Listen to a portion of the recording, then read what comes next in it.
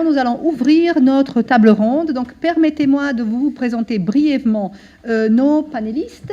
Monsieur Pierre Bois-Denguien est le chef du département durabilité du groupe SOCFIN et le principal ou un des principaux auditeurs de cette RSPO dont nous avons entendu parler. Qu'est-ce que c'est que SOCFIN? Pour ceux qui ne la connaîtraient pas, c'est une multinationale belgo-luxembourgeoise qui possède des plantations d'huile de palme, d'EVA et de caoutchouc dans différents pays d'Afrique, en Indonésie et en Malaisie. Ils ont été traditionnellement, historiquement, l'un des moteurs de la production d'huile de palme à grande échelle et ils sont en train d'ailleurs de déplacer leur siège à Fribourg, donc en Suisse, à côté de chez nous. Et monsieur Bois-Denguien est ingénieur agronome et il a plus de 25 ans d'expérience dans la gestion opérationnelle des plantations agro-industrielles, notamment l'huile de palme et le caoutchouc. Ensuite, monsieur Michael Blé est le responsable des achats responsable chez Givaudan. Givaudan, peut-être que ici tout le monde la connaît, mais en deux mots quand même, c'est un fabricant suisse de parfums, d'arômes et d'ingrédients actifs cosmétiques. C'est la plus grande entreprise de l'industrie de la parfumerie et des arômes. Elle détient 25% de parts de marché d'une industrie estimée à 17 milliards de francs suisses. Et monsieur Michael Blé est donc le responsable des achats responsables. Il est titulaire de master en chimie, en physique, etc. Et avant de rejoindre Givaudan, il était dans la recherche et le conseil. Ensuite, nous avons monsieur Bastien Sachet, qui est ingénieur agronome de formation et le directeur de The Forest Trust. The Forest Trust est une association qui accompagne les entreprises dans la définition et la mise en œuvre de politiques ambitieuses en matière d'achat de matières premières et qui développe des solutions innovantes, à l'entendre, pour faire face aux problématiques de déforestation, de surexploitation des ressources naturelles, etc. Il a créé Rurality, qui est une initiative de ce TFT en faveur d'une agriculture plus responsable.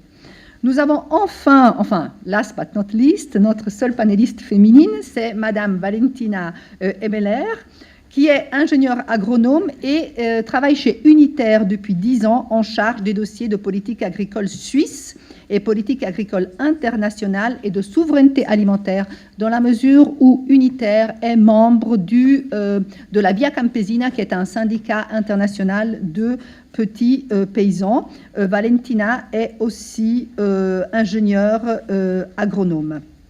Et la Via Campesina qui défend donc des prix justes et des salaires équitables dans les filières. Alors, je vais maintenant poser la même question à tous les panélistes. Est-ce que, et je les prierai de me répondre assez rapidement, en quelques minutes en fait, est-ce qu'ils pensent que cette huile de palme durable peut avoir un impact positif sur les populations locales et les petits paysans qui sont au cœur, qui sont finalement ceux qui nous intéressent le plus d'un point de vue, si vous voulez, de politique de développement, parce que dans une perspective de lutte contre la pauvreté, et le cas échéant, qu'est-ce que fait votre organisation ou entreprise pour faire en sorte que l'impact soit positif donc, sur ces petits paysans? Alors, j'aimerais d'abord demander cela à monsieur Pierre Bois-Denguien. Que fait SOCFIN à ce niveau-là? Merci. On m'entend? Oui. Voilà, donc SOCFIN, on a 120 000 hectares de palmier à huile en Indonésie et en Afrique. Toutes nos plantations en Indonésie sont certifiées RSPO et celles d'Afrique sont en cours d'être certifiées. Donc c'est un gros travail pour mettre toutes ces plantations aux normes. Il y a quand même plus de 130 critères qu'il faut respecter. Alors les petits paysans, bien sûr, on achète des régimes de palmiers. Des régimes, c'est des fruits, les fruits du palmier aux petits paysans. En général, on essaye qu'ils soient liés à l'usine avec des contrats d'approvisionnement où on décide effectivement des prix auxquels on va acheter en pleine transparence les régimes. Alors, est-ce que ça va avoir un impact positif sur le petit planteur? Oui, parce que obligatoirement, quand on se décide de quelque chose dans notre système de fonctionnement, on inclut la chaîne d'approvisionnement. Les 130 critères de la RSPO, que ce soit droits de l'homme, interdiction de travail d'enfants, non-utilisation de produits toxiques, etc., ce sera mis en application chez le petit planteur. Et donc, il va apprendre un certain nombre de bonnes pratiques agricoles qui soient durables, entre guillemets. Alors, bien entendu, ce petit planteur ne va avancer, entre guillemets, qu'avec nous. Celui qui est indépendant, pour devenir certifié RSPO, on a vu les 1000 et quelques hectares que tu as présentés, Denis, c'est peanuts par rapport aux dizaines de millions d'hectares qui existent par le monde. Donc, effectivement, il vaut mieux embarquer, entre guillemets, nos petits planteurs avec nous dans ce type de système que de les laisser seuls. Ça coûte cher, c'est complexe, le marché est là, mais il n'y a pas encore de primes qui apparaissent, donc enfin, ça commence, je mens, ça commence, il y a un petit frémissement, mais oui, on embarque nos petits planteurs avec nous, et je crois que ça va améliorer la situation sur le terrain ensemble. Donc, ces petits planteurs, si je reprends la catégorisation de Denis, ce sont ceux qui sont dans une situation d'agriculture contractuelle. Voilà, oui. Voilà. Mais vous avez aussi des petits planteurs. On a le petit planteur qui va utiliser ses propres régimes pour faire de l'huile pour le marché local. Il va mettre ça dans un fût, il va le malaxer, il va économiser, il va utiliser énormément d'eau pour sortir l'huile des régimes. Enfin, il faudrait que je vous fasse le détail de l'utilisation. S'il est seul, il va énormément polluer parce qu'il va consommer énormément d'énergie, de la biomasse, il va polluer beaucoup plus d'eau que nous dans notre système agro-industriel, pour les mêmes quantités d'huile produite. Voilà, il va utiliser des produits peut-être pas de la meilleure façon, il ne va pas avoir accès à des formations, il ne va pas avoir accès à des formations techniques, à des graines améliorées, résistantes aux maladies. Donc voilà, donc, nous, on travaille essentiellement sous base de contrat. Et au point de vue salaire et au point de vue conditions de travail, ça c'est aussi fixé par le label ou bien c'est laissé à la discrétion de l'acheteur? Comment ça se passe? Alors, dans la plupart des pays, il y a des normes de fédération. En Côte d'Ivoire, ils imposent un prix pointré. Et il faut suivre le prix et tout le monde est au même prix. Bien sûr. Du salaire. Le salaire des petits... Alors, le petit planteur n'a pas de salaire. C'est un fournisseur de services, un fournisseur de produits. Et donc, il est payé par la tonne de régime qu'il nous fournit. Un travailleur, un villageois, peut, sans devoir prendre de travailleurs, peut entretenir et récolter 5 hectares de palmiers. 5 hectares, donc sans devoir faire intervenir la famille, les enfants, les femmes, un ouvrier, tout seul, il peut entretenir et récolter 5 hectares avec une récolte qui est, il y a des variations, mais enfin qui est enfin, pas dire constante, mais régulière sur l'année. Contrairement à du coton, à du café, à du cacao, où il y a des campagnes, et où là, sur quelques semaines, il faut tout récolter, et alors là, les enfants sont impliqués. Non, ils sont payés au prix qui sont décidés par l'État. Très bien. Merci beaucoup. Monsieur Michael Blé, que fait Givaudan à ce niveau-là? Mais il marche le micro ou... Ouais. Oui, il marche bien, oui. Il faut parler tout près du micro. Voilà, okay. C'est pour ça que je... Oui, oui, bonsoir. Bon, alors, que fait Givaudan? Donc, Givaudan fait des parfums et des arômes, comme ça a été dit, et le leader mondial dans ce secteur. Et en fait, on est utilisateur d'huile de palme, ou plus précisément de dérivés d'huile de palme. De la petite fraction qu'on a vue sur un slide, le palmiste, c'est-à-dire ce noyau du fruit qui est ensuite exploité pour faire des dérivés et donc des ingrédients pour les parfumeurs et les aromaticiens. Que fait Givaudan? Alors, il les utilise, c'est une matière première essentielle pour nous. Alors, essentielle en petite quantité, on n'est pas un gros utilisateur d'huile de palme. Peut-être que Givaudan représente 0,01% de la production totale mondiale, tout en étant leader. Mais par contre, cette huile de palme nous permet de faire des ingrédients qui vont avoir une odeur, un goût vraiment important pour la palette, encore une fois, et faire des parfums ou des arômes. Je dis ça parce que, en fait, les alternatives à l'huile de palme qu'on peut imaginer serait le pétrole. C'est-à-dire, au lieu d'avoir des chaînes carbonées issues du noyau, donc d'un déchet, d'un fruit, on utilise le pétrole. Donc la question de la durabilité se pose et de l'alternative. Donc ça, c'est le premier point. Que fait Givaudan par rapport à l'huile de palme? Givaudan est une entreprise basée en Suisse, ici à Genève, dont le siège est à Genève. Et donc, en fait, ce que fait Givaudan, c'est relayer auprès donc, des producteurs d'huile de palme l'importance de la durabilité, l'importance d'une production durable. Pourquoi? Parce que, en fait, cette huile de palme, en grande majorité, est utilisée localement, c'est-à-dire en Indonésie, en Malaisie, en Afrique, là où c'est produit. Et ensuite, en Inde, en Chine, là où les problématiques de durabilité ne sont pas forcément à l'agenda, on va dire, et très portées. Donc la voix, en fait, des entreprises européennes est très importante pour que ces standards de durabilité, ces pratiques, se développent. Si ça n'est pas le cas, l'alternative, encore une fois, c'est que, de toute façon, de l'huile de palme, il y en a et il y en aura dans le futur plus. Pourquoi? Parce qu'il y a une croissance démographique importante dans les régions utilisatrices. Donc le développement des pratiques durables se fait de façon très massive et est porté par la voix des consommateurs et des entreprises utilisatrices, par exemple en Europe.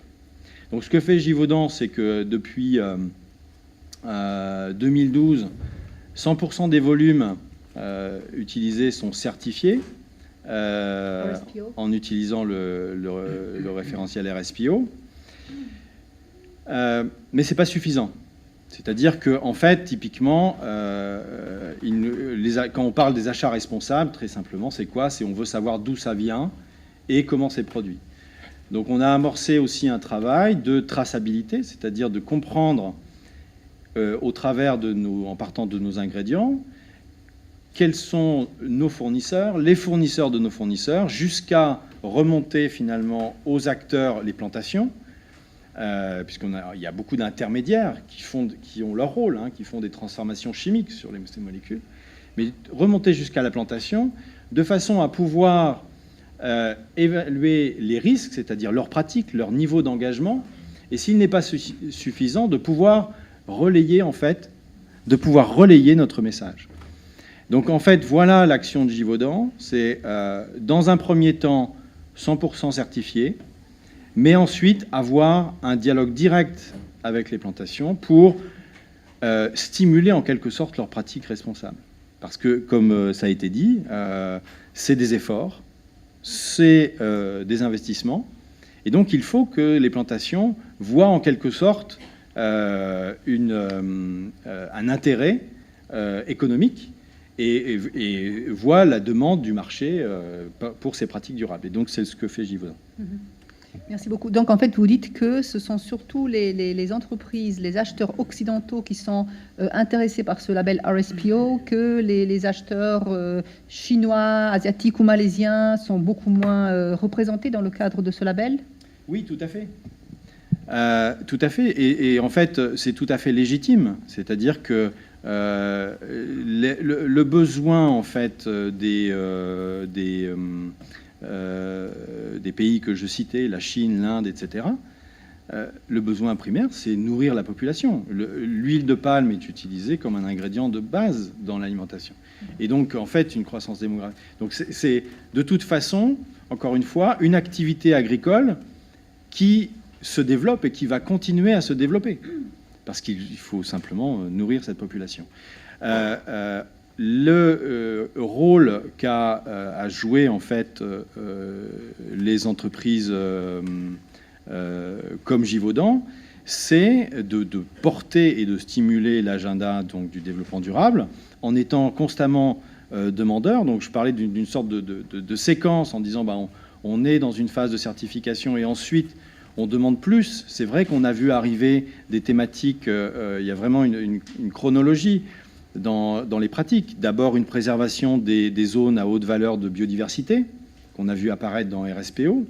Et puis ensuite, on voit arriver à l'agenda, donc depuis 2 ou 3 ans, le thème du réchauffement climatique avec la préservation des zones à haute valeur carbone. Bon, je vais laisser Bastien en parler parce que c'est quand même plus sa spécialité que la mienne. Mais en fait, ce que l'on voit, c'est que le niveau d'exigence est constamment en fait en train de se développer, de plus en plus important. Et ça, c'est quelque chose que l'on doit porter. C'est notre responsabilité.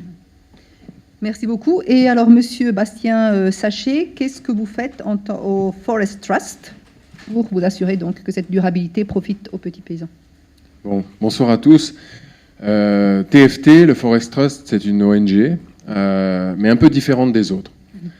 On ne fait pas de campagne et on n'attaque pas les entreprises comme Greenpeace ou d'autres ONG. On cherche des solutions avec les entreprises.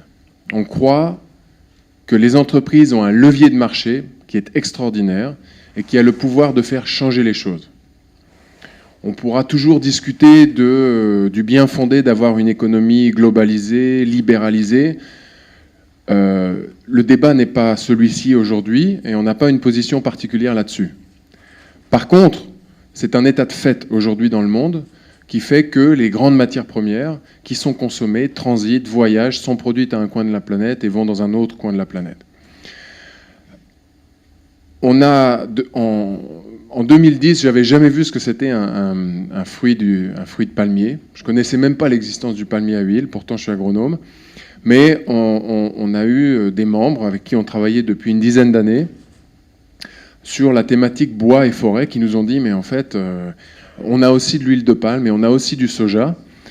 Et il faut qu'on s'y intéresse parce qu'on pense qu'on a un impact sur les forêts. Nous, on avait bien vu aussi sur le terrain en Indonésie, en Afrique, que si on ne travaillait pas sur les matières premières qui ont une influence sur la déforestation, on aurait du mal à préserver les forêts. Quand Nestlé a été attaqué en 2010, on est allé les voir et on leur a dit « on peut vous aider. On peut vous aider à agir malgré le fait que vous ayez aujourd'hui dans votre chaîne d'approvisionnement de la déforestation. » Et c'est ce que Greenpeace avait pointé du doigt. On leur a dit, par contre, il va falloir être courageux. Et vous n'allez pas pouvoir juste dire, pour quelques produits, j'ai des produits qui sont vertueux. Il va falloir travailler sur l'ensemble de vos approvisionnements. Et on les a poussés à demander de la traçabilité, puisqu'il y avait à l'époque une grande opacité sur la chaîne d'approvisionnement, et essayer de comprendre d'où venait l'huile de palme. On a bien sûr réalisé aussi qu'elle était présente, qu'elle était une source de valeur, d'économie pour les pays qui la plantent, qui la produisent. C'est une source de richesse. Si vous regardez aujourd'hui le nombre d'emplois et les richesses qui ont été créées en termes de développement dans les pays producteurs, c'est des choses qui ne peuvent pas être niées. Et c'est pour ça qu'elles sont soutenues. La production est soutenue par les gouvernements indonésiens, les gouvernements malaisiens. Et il y a des politiques, des plans palmes, comme il y en a eu en Côte d'Ivoire, mais des plans palmes pour inciter les petits producteurs à planter et à se développer. Dès le début, pour nous, il a été très clair que le boycott de l'huile de palme, comme certains le soutiennent, n'est pas la solution. Aujourd'hui, la demande qui vient d'Inde, qui vient de Chine, qui vient du monde entier pour cette huile, est en train d'accélérer le phénomène de déforestation. Il y a 6 mois, 2 millions d'hectares de forêt. 2 millions d'hectares, c'est la moitié du territoire suisse en surface. 2 millions d'hectares ont brûlé en Indonésie pour laisser place à des plantations d'eucalyptus pour le papier, d'acacia, mais aussi de palmier à huile. Qu'est-ce qu'on fait? Si on se retire tout simplement en disant, que ce soit Nestlé ou que ce soit le gouvernement suisse en disant « Ah non, nous on ne veut pas d'huile de palme parce que c'est pas bien pour la planète », on ne change rien du tout. Et le climat, lui, qui est affecté par la déforestation massive, continue à changer. Ça nous affectera de toute façon indirectement. Donc notre parti pris, nous, c'est de dire, plutôt que de sortir de la mêlée, rentrons dans la mêlée et essayons de changer les choses. C'est ce qu'on fait au jour le jour. On a 280 personnes sur le terrain. On a la chance d'avoir ce soir, par coïncidence, 2 collègues de Côte d'Ivoire et du Cameroun qui sont ici présents et qui mènent nos activités sur le terrain et qui pourront témoigner du travail qu'on fait.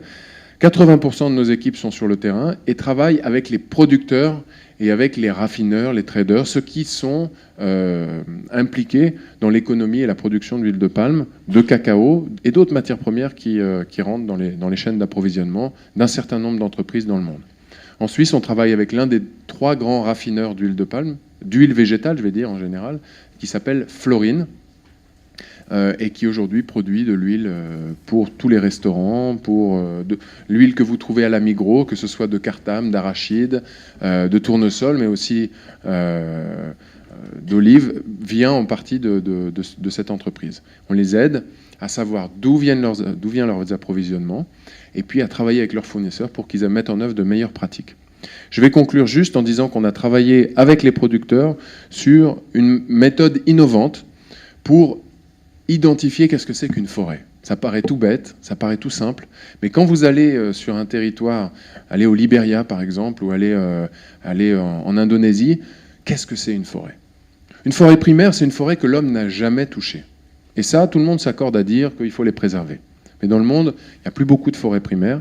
Vous prenez un arbre pour en faire des planches, ce qui a été le cas dans la plupart des forêts tropicales dans le monde, et vous avez une forêt secondaire.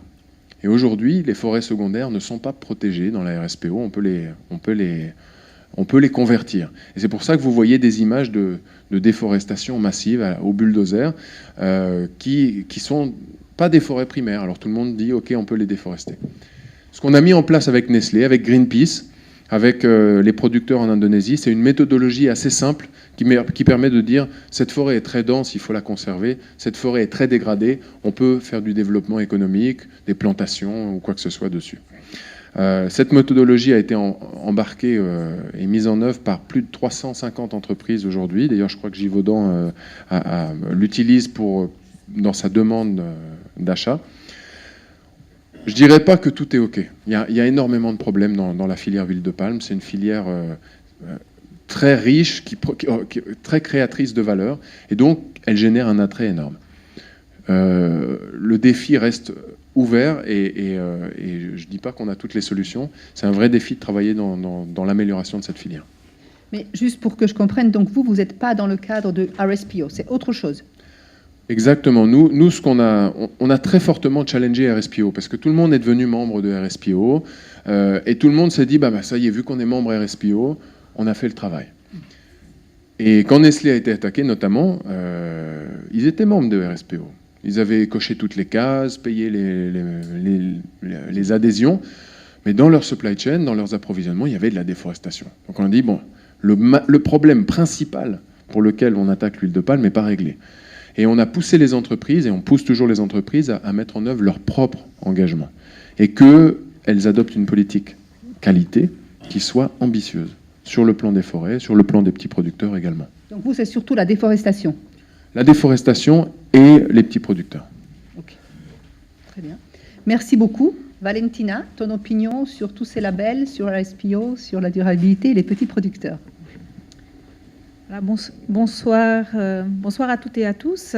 Bon, je me sens un petit peu comme une extraterrestre sur cette table ronde, mais c'est pas grave. Je suis très contente. Invitée, Valentina. Exactement. Ouais. Voilà. Donc, pour rappeler, donc Unitaire, est un syndicat paysan suisse qui est là pour défendre les intérêts des paysans suisses, mais on a un lien organique avec la Via Campesina, qui est donc un mouvement paysan international qui se retrouve aujourd'hui dans à peu près 70 pays à travers le monde.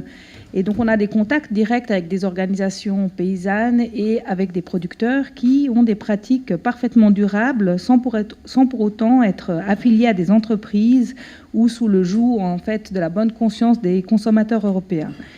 Nous cherchons à promouvoir, en fait, la souveraineté alimentaire, c'est-à-dire une agriculture paysanne qui répond tant aux attentes sociales, aux attentes alimentaires, aux attentes économiques et environnementales de nos différentes sociétés. Et pour nous, cela consiste notamment à avoir un accès prioritairement à nos propres marchés, sans subir le dumping de produits qui arriveraient à trop bas prix sur nos marchés. Donc si le commerce international, il est bien sûr nécessaire, on ne s'en passera pas, on ne doit pas s'en passer. Il doit pour nous demeurer subsidiaire, il ne doit pas être la clé de voûte des politiques agricoles ni des prix au niveau international. et il doit absolument répondre à des critères éthiques et équitables. L'agriculture industrielle aujourd'hui, qu'elle soit pratiquée dans les pays du Nord ou pratiquée dans les pays du Sud, la Via Campesina a toujours l'habitude de dire qu'on n'a pas un problème entre paysans du Nord et paysans du Sud, mais entre deux modèles de production agricole. Donc cette agriculture industrielle qui est essentiellement orientée vers l'exportation ne doit pas se faire au détriment de l'agriculture paysanne, et malheureusement c'est le cas aujourd'hui dans la plupart des pays. Et pour nous, les labels qui sont dits durables, que l'on discute aujourd'hui, en tout cas je parlerai surtout du RSPO, tels qu'ils sont construits jusqu'à maintenant, ne sont ni fiables et ne servent actuellement que l'intérêt tant des grandes firmes que des gros producteurs à large échelle. Et les producteurs, les petits producteurs, l'agriculture paysanne, elle n'a pas du tout accès à ce type de certification et de marché. Nous trouvons, en fait, on peut dire d'une certaine manière qu'avec ce type de marché, on peut aussi retrouver des similitudes avec ce qu'on a pu observer dans le commerce équitable. Ces dernières années, on a eu un commerce équitable qui était basé sur des liens entre des consommateurs ici et des petites organisations, des petits producteurs au sud. Et petit à petit, avec l'entrée, disons, l'ouverture des grands distributeurs à ce commerce équitable, il a fallu trouver des exploitations plus grandes qui étaient capables de fournir des produits toute l'année de manière homogène, etc., pour répondre aux besoins des grands distributeurs en Suisse et ailleurs dans le monde. Et cela a provoqué en fait un déplacement en fait de cette production dite équitable, de la petite production artisanale et locale, vers des productions beaucoup plus grandes. En Suisse, depuis de nombreuses années, tout à l'heure Denis l'a évoqué, on a développé une filière au niveau des oléagineux qui a fait d'énormes progrès pour répondre aux besoins tant en termes de quantité et de qualité de l'industrie alimentaire suisse. Des efforts qui pourraient être complètement anéantis par un accord de libre-échange, puisque, comme on l'a dit tout à l'heure, la Suisse est en train de négocier un accord de libre-échange avec la Malaisie, qui est un des principaux pays qui importe de l'huile de palme en Suisse. Et pour nous, c'est véritablement une grosse préoccupation.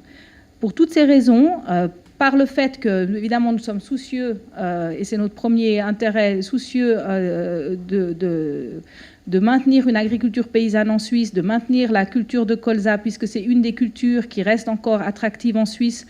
On a des prix qui se sont effondrés au niveau de la production de céréales. Nous avons des importations toujours plus massives de produits tels que le soja ou le maïs. Aujourd'hui, vous avez des importations qui ont triplé, voire décuplé pour certains produits, parce qu'il y a de moins en moins de protection à la frontière. Le colza reste, tant agronomiquement qu'économiquement, une culture intéressante qui rejoint l'ensemble des acteurs de la filière. Nous avons décidé de mettre en place une plateforme d'organisation qui voulait s'exprimer sur la place publique par rapport à la problématique de cet accord de libre-échange avec la Malaisie. Et cette plateforme réunit des organisations paysannes, donc il y a Unitaire, mais il y a aussi la Fédération suisse des producteurs de céréales ou l'Union suisse des paysans, des organisations environnementales, des organisations des droits humains, des organisations de développement et des organisations de consommateurs suisses qui, pour différentes raisons, estiment qu'un accord de libre-échange avec la Malaisie provoquerait des problèmes très importants pour les producteurs suisses, notamment de la filière du colza, mais on pourrait aussi donner très rapidement l'exemple qui est indirect, mais de la question des producteurs de lait. En Suisse, on produit beaucoup de lait, un peu trop malheureusement. Il y a un problème de gestion des quantités, ce qui n'est pas le cas, bien heureusement, dans la filière du colza, qui est très bien organisée et qui arrive à gérer ses quantités en fonction du marché. Et vous avez souvent trop de lait que nous transformons en beurre, et ce beurre, nous l'exportons vers l'étranger à l'aide d'aide du secteur privé. Alors aujourd'hui, plus vous importez d'huile de palme, plus vous avez des difficultés à écouler ce beurre, et plus vous allez l'exporter vers les pays qui peut-être nous exportent de l'huile de palme. Donc pour l'instant, moi, c'est vrai qu'un système comme ça, j'ai de la peine à l'accepter. Donc pour nous, cette plateforme ponctuelle a pour objectif de faire une pression auprès de nos autorités et du Parlement pour pouvoir expliquer les enjeux de cet accord avec la Malaisie. Nous avons mis une pétition en ligne qui a récolté pas mal de signatures. Elle a été relayée également en Allemagne. Et il y a de nombreux articles qui sont parus dans la presse générale en Suisse, et de nombreuses interpellations parlementaires qui ont été effectuées de tous bords politiques pour vraiment essayer de rendre attentif le Parlement à cet enjeu de l'accord de libre-échange. Oui, merci. Donc, Valentina, si je comprends bien, pour vous, comme d'ailleurs pour beaucoup d'ONG, le label RSPO n'est pas suffisant. C'est un peu de la poudre aux yeux. Alors, pour nous, il n'est pas suffisant parce que, justement, déjà, pour nous, c'est un peu ce qu'on appelle, dans le jargon des ONG, un peu ce qu'on appelle un peu le greenwashing, c'est-à-dire qu'on essaye de mettre une couche verte sur un système industriel international. Comme nous défendons une agriculture paysanne qui répond essentiellement au marché, je ne dis pas forcément national, ça peut être un marché qui est régional, on peut parler de l'Afrique de l'Ouest, on peut parler de l'Europe, etc. Et là, on se trouve en fait en compétition avec un marché hyper industrialisé qui se met en concurrence avec des productions qui sont parfaitement adaptées en fait aux conditions locales, aux conditions climatiques, aux conditions pédologiques, etc. Et donc pour nous, ce n'est absolument pas une solution. C'est aussi, on l'a vu aussi, parce qu'il y a eu aussi une plateforme pour le soja responsable également qui a été développée il y a quelques années, dont on parle d'ailleurs beaucoup moins aujourd'hui, mais qui regroupe justement pour nous des acteurs qui ne sont pas forcément ceux qu'on aimerait avoir au premier plan. Pour nous, c'est vraiment important qu'on puisse redonner en fait du pouvoir aux paysans. J'ai eu un peu de peine avec le fait qu'il a été expliqué tout à l'heure que c'est par les entreprises qu'on peut permettre aux paysans d'être durables, d'avoir des bonnes pratiques agricoles. Moi, j'ai des multitudes d'exemples de paysans à travers le monde qui font des pratiques parfaitement durables, qui sont parfaitement intégrées et qui, justement, par le fait qu'il y a cette forte industrialisation de l'agriculture et du système alimentaire, sont chassés de leurs terres au profit de la grande industrie. Donc voilà, je pense que si on laissait un peu plus tranquilles les paysans à travers la planète, on aurait tout autant de durabilité, ou sûrement plus de durabilité qu'avec des labels comme le RSPO. Et votre plateforme demande donc d'exclure l'huile de palme de l'accord avec la Malaisie, éventuellement avec l'Indonésie, c'est ça? Oui, tout à fait. Alors nous souhaitons, pour l'instant, en tout cas, c'est l'objectif, c'est d'exclure l'accord de l'huile de palme. Par contre, dans la plateforme, nous ne sommes pas prononcés pour l'instant sur la validité ou non du RSPO. C'était vraiment lié à cet accord de libre-échange particulier. Et puis l'intérêt, justement, c'est de pouvoir mettre ensemble ces différents intérêts de développement, organisation paysanne et droits de l'homme, et de pouvoir discuter ensemble, de pouvoir progresser ensemble sur ces questions. Ouais. Très bien. Donc un accord avec la Malaisie qui devrait être finalisé très bientôt, peut-être cette année encore. Il y a un autre accord avec l'Indonésie qui était un peu au point mort et maintenant il redémarre. Donc la question de l'huile de palme va aussi se poser dans l'accord avec l'Indonésie. Oui, monsieur Sachet, Bastien.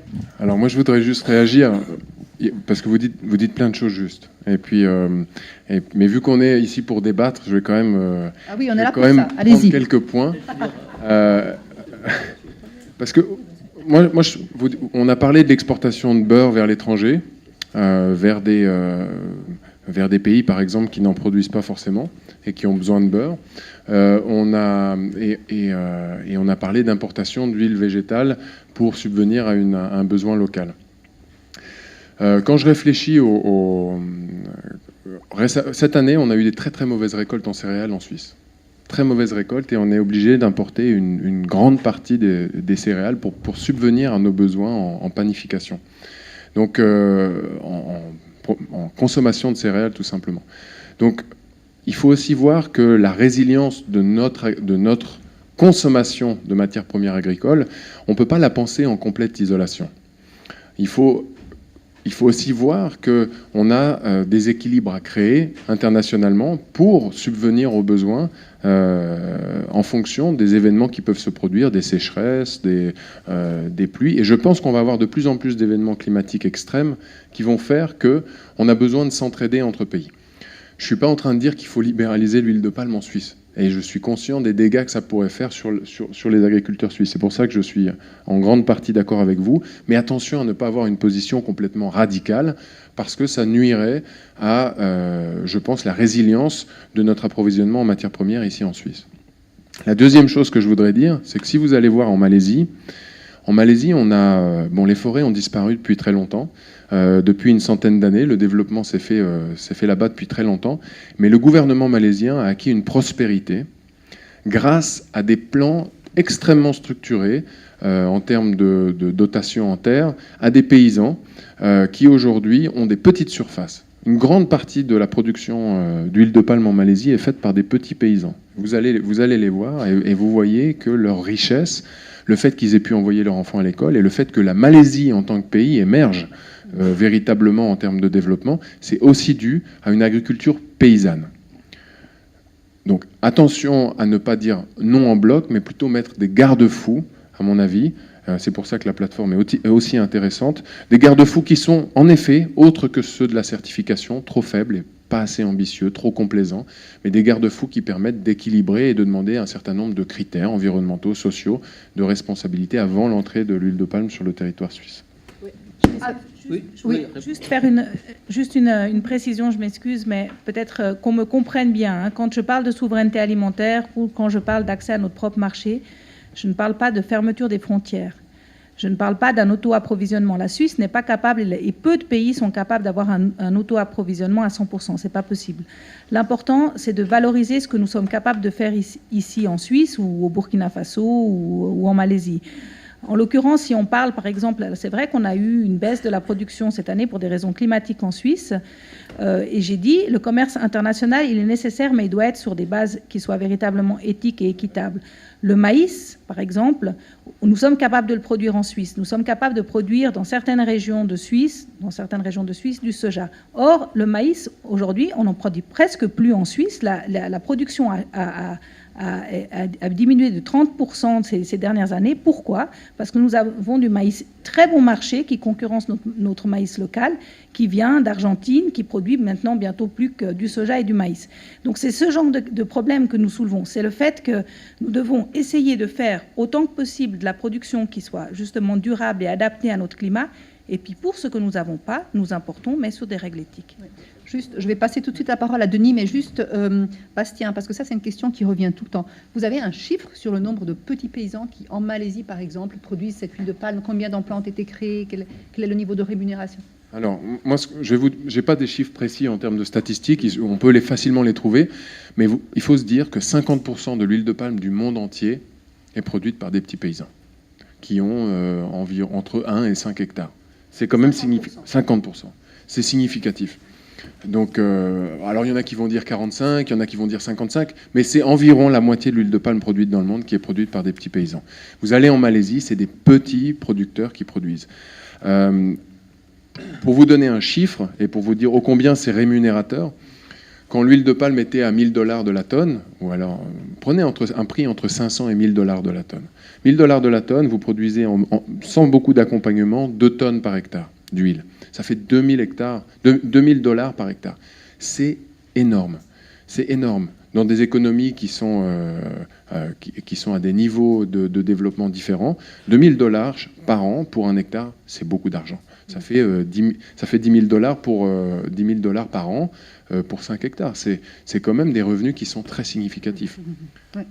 Merci beaucoup. Il y a Denis qui voulait rebondir. Hein? Oui, puisque je voudrais... Micro. Ah, pardon.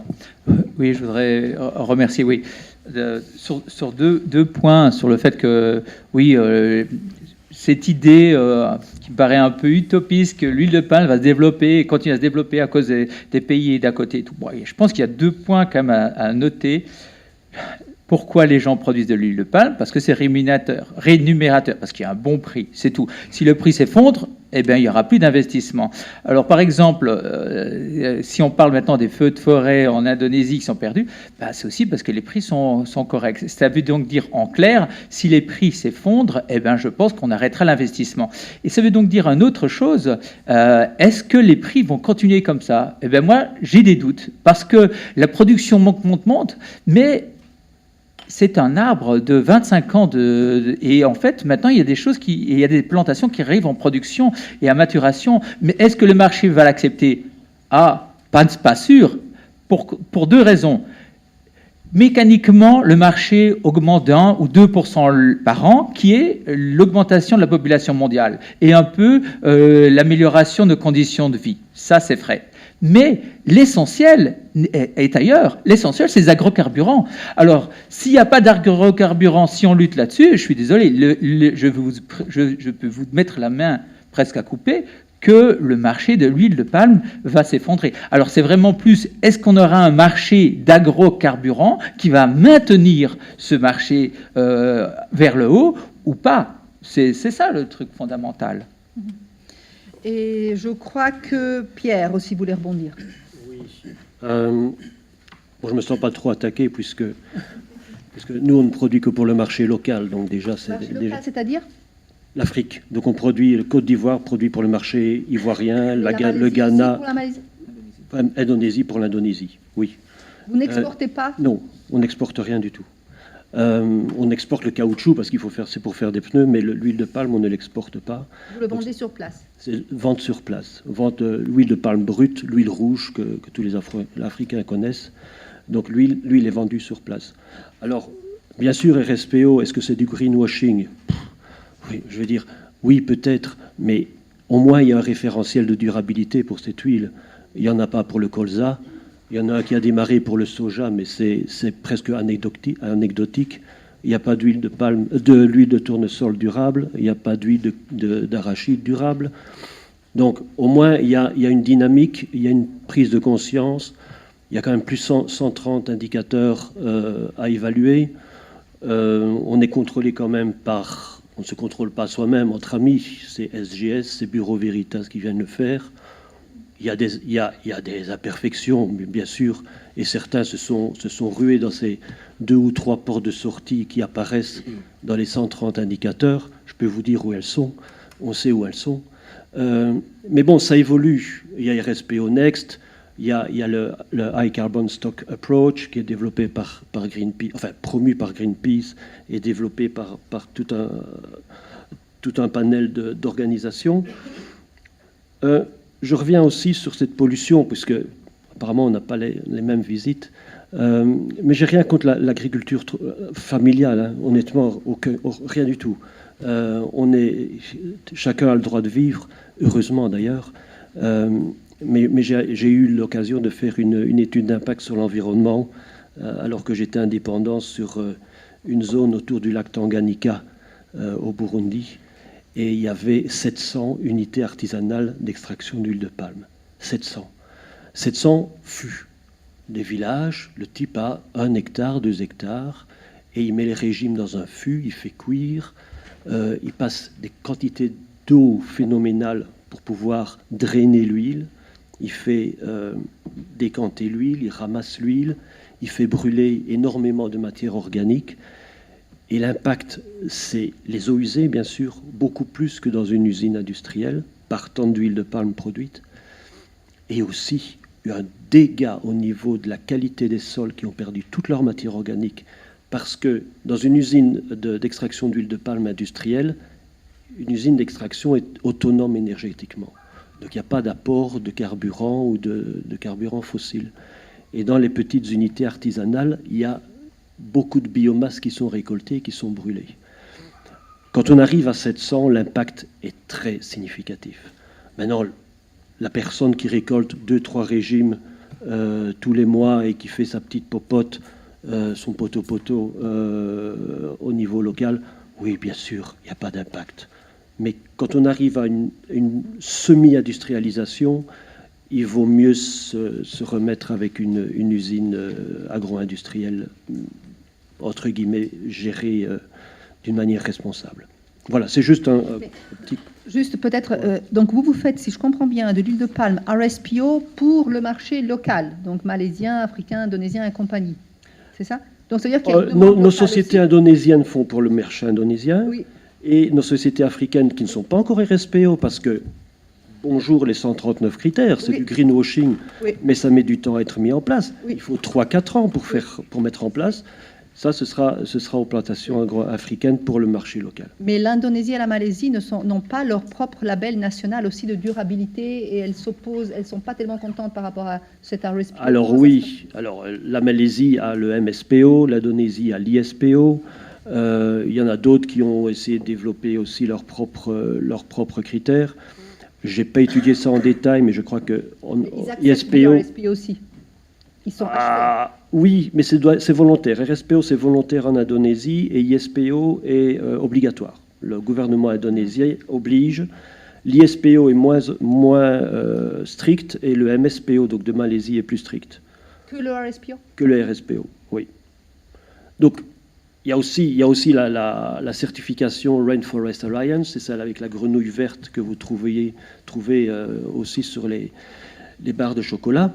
Eh bien, c'est la même, cette certification existe aussi, enfin, c'est les mêmes critères, mais qui est applicable à l'huile de palme. Donc, il y a encore une autre certification, qui est encore plus stricte, beaucoup plus compliquée. D'accord. Donc, la certification malaisienne, d'après vous, est plus stricte que... Oui. OK. Mais aussi pour Micro. Aussi pour le high conservation stock, high carbon stock, aussi pour le carbone. Vous vouliez intervenir? Je parle pour la MSPO. Ouais. OK, ça devient trop technique. On va peut-être laisser les labels. Valentina voulait rebondir. Oui, en fait, je voulais rebondir sur ce que vous venez de dire par rapport, disons, aux petits producteurs aux paysans, en fait. Et moi, ça m'amène un peu à la question, justement, pour finir, pour qui sont faites les politiques publiques, les politiques agricoles? On sait que dans beaucoup de pays, les politiques agricoles, elles ont été complètement démantelées dans les années 80, etc., avec les programmes d'ajustement structurel. Et petit à petit, certains pays dits en voie de développement, on les a surtout encouragés à développer des productions destinées à l'exportation. Et donc tous les programmes politiques, c'est ce que disait aussi Denis tout à l'heure dans sa présentation, se sont mis en place sur des grands plans permettant le développement d'une agriculture industrielle. On peut parler de l'huile de palme, on peut parler du café, du cacao, etc. Et donc là, moi je rebondis là-dessus. Quand je dis je souhaite une agriculture paysanne à travers le monde, que ce soit en Suisse ou ailleurs, c'est quel type de politique agricole on met en place et pour qui et à qui va-t-elle servir au niveau de la population. Et là, je me dis, quand vous nous parlez du lac Tanganyika au Burundi, si l'État du Burundi pouvait ou avait pu continuer à développer une certaine politique agricole permettant de mettre en place une infrastructure, des routes, etc., des petites industries et de la semi-industrie, moi je discutais avec des collègues du Sénégal, ils disaient, mais nous on n'a pas besoin de très grandes usines, on ne veut pas une très grande usine. On veut 10 moyennes usines, parce que ça crée de l'emploi, ça crée un tissu social, économique, etc. dans nos régions. C'est ça qui est important. Une grande usine qui est à Dakar ou pire, qui est dans un autre pays, ça ne nous intéresse pas parce qu'on perd de l'emploi dans nos régions. Et nous, on a besoin de l'emploi pour nos jeunes, etc., pour les gens qui sont dans le milieu rural. Donc là, on revient sur ces questions justement pour finir. C'est quel type d'agriculture qu'on souhaite? Est-ce qu'on veut mettre en avant... parce que souvent, on dit, on a tendance à dire, voilà, justement, tout le monde peut vivre, etc., on coexiste, mais malheureusement, aujourd'hui, on ne coexiste pas vraiment. L'agriculture industrielle et l'agriculture paysanne n'arrivent pas réellement à coexister, parce qu'on a une agriculture industrielle qui se fait au détriment de l'agriculture paysanne, qui menace l'agriculture paysanne à travers le monde. Il n'y a pas une véritable coexistence parallèle où tout le monde est content, tout le monde choisit sa voie. Au bout d'un moment, moi j'ai un peu l'impression que nos politiques, que ce soit ici ou ailleurs, doivent quand même un peu faire les choix. Quelle type d'agriculture ou quel type de système alimentaire, allons plus largement, ils souhaitent mettre en avant. Et aujourd'hui, c'est plutôt le système alimentaire industriel qui est favorisé dans les politiques. Je crois que vous voulez rebondir.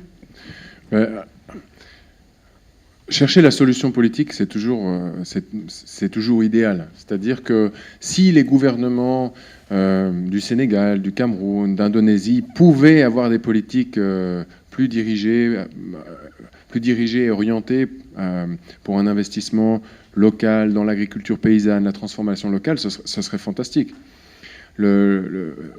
Également avoir des lois environnementales plus strictes et mieux appliquées. Mais on peut le dire, il y a des niveaux de gouvernance qui sont plus bas. qu'en Suisse, par exemple. Et le fait d'avoir des niveaux de gouvernance plus bas, indéniablement, fait qu'on a des politiques d'investissement, des approches du développement qui sont aujourd'hui laissées, dans lesquelles le secteur privé a un grand impact. Nous, on n'est pas en train de juger, en train de dire que c'est bien ou c'est mal.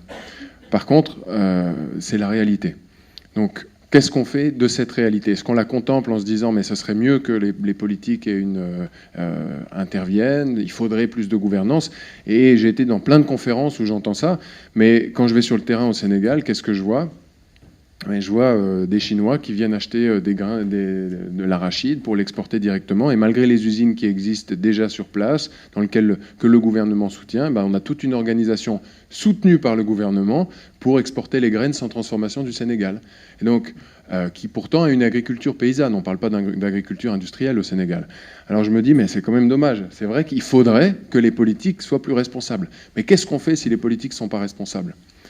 On agit, on essaye d'agir avec le secteur privé. Et aujourd'hui, le secteur privé, bien sûr qu'il a un intérêt financier, mais il a aussi un intérêt à trouver des matières premières, à les trouver dans le long terme, parce que la population augmente, la demande augmente, et ils ont besoin d'assurer une qualité environnementale, une qualité de produit de manière régulière.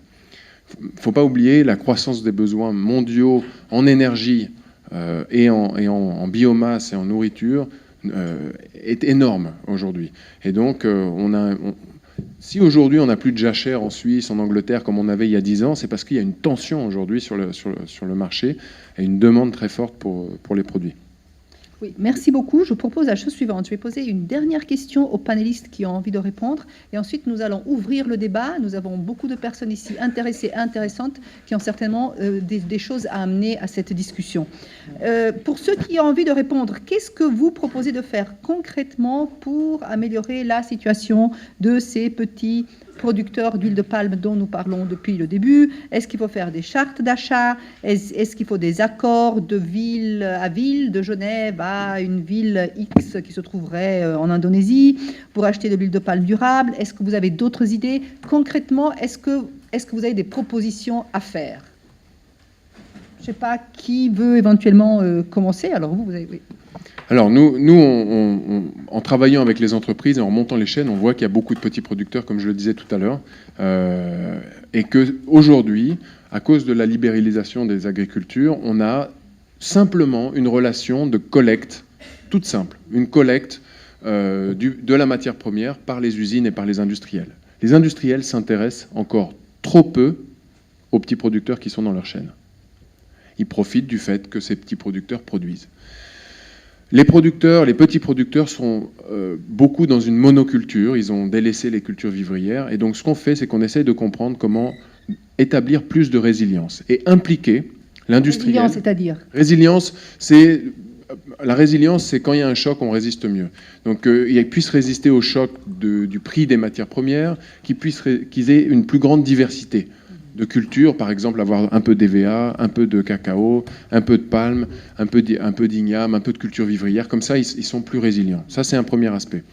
Le deuxième aspect, c'est qu'on veut intéresser l'acheteur, c'est-à-dire l'industriel, qui considère aujourd'hui que ce n'est pas son boulot de s'occuper des petits producteurs.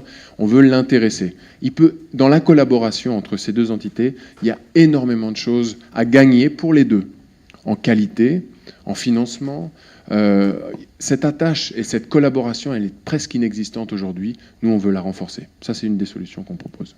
Merci beaucoup. Est-ce qu'il y en a d'autres qui ont des idées? Oui, monsieur. Oui, bien sûr. Ah, certainement. Pierre. Pour nos petits planteurs, et je vais donner un peu un exemple. Palmier à huile, c'est valable aussi, mais caoutchouc aussi. C'est valable pour le caoutchouc aussi. Et l'huile de palme, bien sûr, c'est que nous, on va imposer nos politiques à notre chaîne d'approvisionnement, donc également à nos petits planteurs. Donc ça va être du travail énorme pour eux, ça va être beaucoup d'énergie, ça va être beaucoup de formation. S'il vous plaît, continuez à acheter l'huile de palme de ces pauvres gens, et avec le prix qui soit adéquat et qui puisse leur offrir une vie décente. Boycotter, ça veut dire que tout le travail que ces petits planteurs vont faire, et on parle à des familles comme vous et moi. Hein. Je veux dire, c'est pas des surhommes, c'est des gens normaux. Ils vont mettre beaucoup d'énergie. On va leur imposer une politique zéro déforestation. On va leur imposer des normes environnementales et sociales importantes, alors que dans leur tradition même, ils font la culture sur brûlis, qui est un autre dégât environnemental. Il faut que le prix derrière suive. Alors, pour offrir à ces gens une vie décente, ils n'ont pas de salaire, mais une vie décente, et que le prix qu'on puisse leur offrir soit suffisant pour qu'ils puissent mettre leur enfant à l'école, etc. Donc, si possible, s'il vous plaît, pas de boycott aveugle et méchant, et acceptons de payer un peu plus cher pour que ces gens aient une vie décente. Merci Valentina, oui. Alors, bon, moi je rejoins en partie en tout cas ce que disait mon collègue Bastien, c'est-à-dire que je souhaite pour la Suisse une agriculture qui soit résiliente. Une agriculture qui soit résiliente devrait pouvoir maintenir dans sa rotation des cultures le colza. Le colza, c'est 6 000 producteurs suisses sur les 50 000 que nous avons. C'est 23 000 hectares qui sont cultivés avec du colza. C'est à peu près un quart à 30% des huiles consommées en Suisse provient de la culture de colza.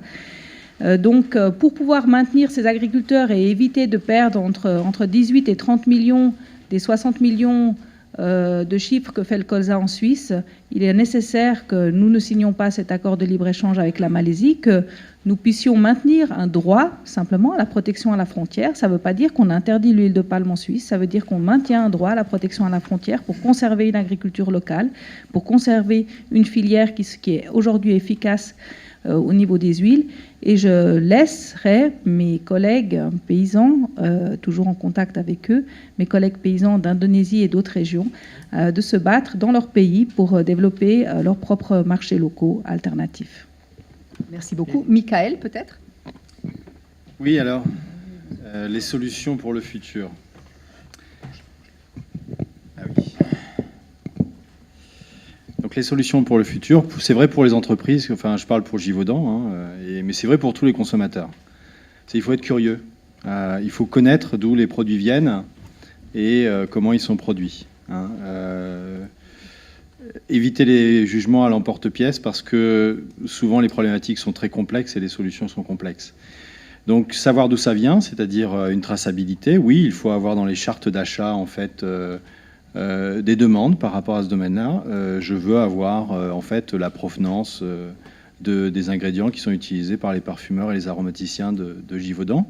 C'est vrai pour le palme, c'est vrai pour les dérivés du palme, et c'est vrai pour la rose, le patchouli, le vétiver ou autres produits. Et puis, il y a aussi le fait que, encore une fois, le palmier à huile existe depuis des millions d'années et existera encore et se développera. Donc il faut en fait faire confiance aux scientifiques, c'est-à-dire les agronomes qui cherchent à optimiser en fait les rendements à l'hectare, parce que il faut pouvoir, comme ça a été abordé, le fait ne pas avoir d'expansion sur les forêts veut dire qu'il faut produire cette huile de palme avec les surfaces existantes. Donc la sélection des semences, les pratiques agricoles, la formation des petits planteurs est essentielle. C'est vrai que donc cette histoire d'extraction d'huile, nous on le rencontre lorsqu'on fait des distillations d'huiles essentielles.